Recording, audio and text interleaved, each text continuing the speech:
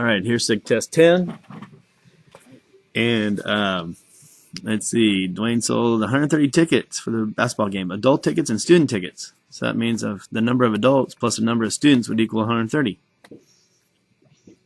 If he collected $601, that means $4 for every student and $5.50 for every adult would equal the $601. I subtracted A from both sides and then substituted in. Distribute, combine like terms, subtract 520 from each side, and then I divide by the 1.5, and I got 54 for the adult tickets. So the number of adult tickets was 54. Just plug that back in here, and you get 76 for the student tickets. I multiply the top equation by a -1. So that made this guy negative, that guy negative, that guy negative. Just change the sign of each one of them. When you combine these together, the y's disappear. That's why I did it. Combine those, divide. You got x equals -5. Just plug it in. I plugged it into the original equation. Solved, and I got y equals 2. Distribute the -3 to this guy, and the x's will cancel out. So that's how I got this equation. Most people forget to multiply the last one.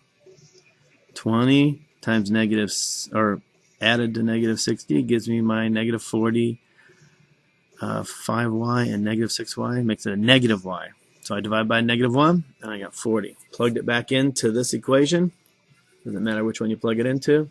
And I got -60. Most people did very well on this one, except for the last step here. I know the slope, so I plug that in for the m.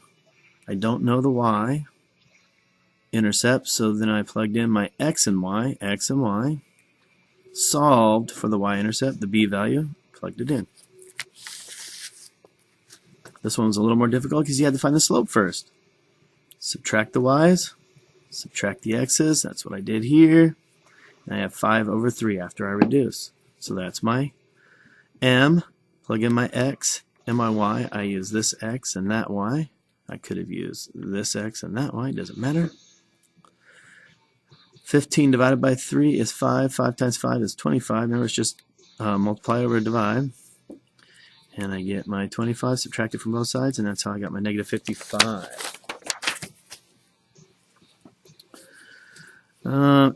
If I have this equation, it's just a line, and the x-coordinate is 15, you just plug 15 in for the x, and then simplify.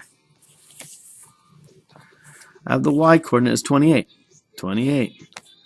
Then I just solve for my x.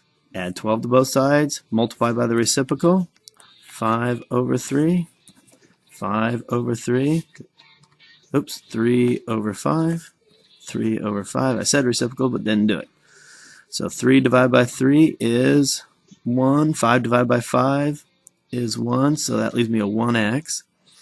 And then I have 3 times the 40 divided by 5. So 40 divided by 5 is 8. 8 times 3 is 24. Parallel.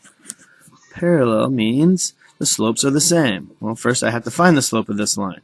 Divide by 3 and I get 4/3. So there's my slope now. I plugged in the x and the y, and I solved. Perpendicular tells me that it's opposite reciprocal.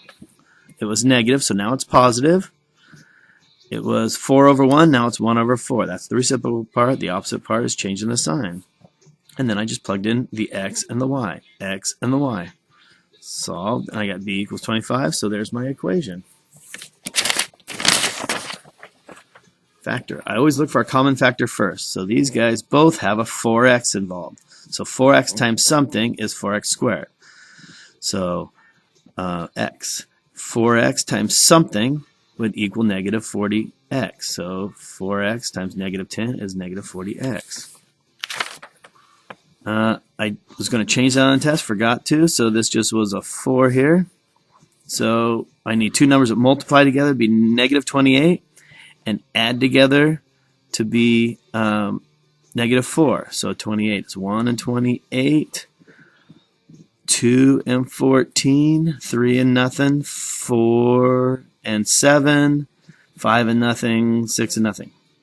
One of them has to be negative. So if I subtract those guys, I get a negative 27. If that one's negative, then it would be 27. So that's not going to give me my negative 4. Negative 12 or positive 12. So that one doesn't work.